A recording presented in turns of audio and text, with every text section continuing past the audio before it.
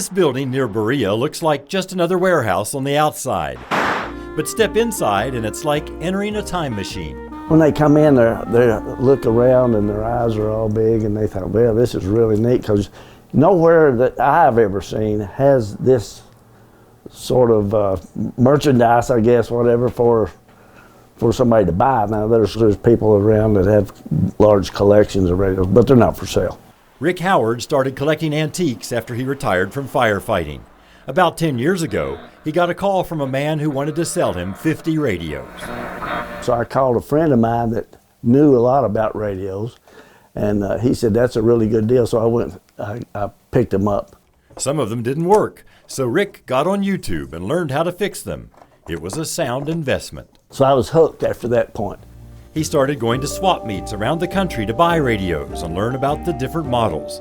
He says he's not an expert on antique radios, but he's received a lot of information. This style, the rounded style, is called cathedral style radio. And the flat tops are tombstone style radios. He sells them and repairs them. 90% in here will play.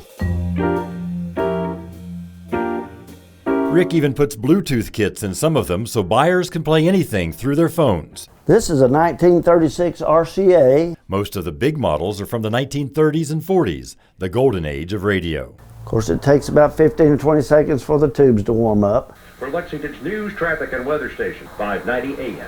In the 50s, cheaper kitchen models became popular. This shop is also somewhat of a museum. You can find novelty radios here you've probably never seen before, like this one that looks like a telephone from 1955. You turn it on by picking up the receiver. I say it's antiques you can listen to. Rick believes people want to keep the radios not because of the sound that comes out of them today, but because of what passed through them decades ago. The world wars, the presidential speeches, the sporting events.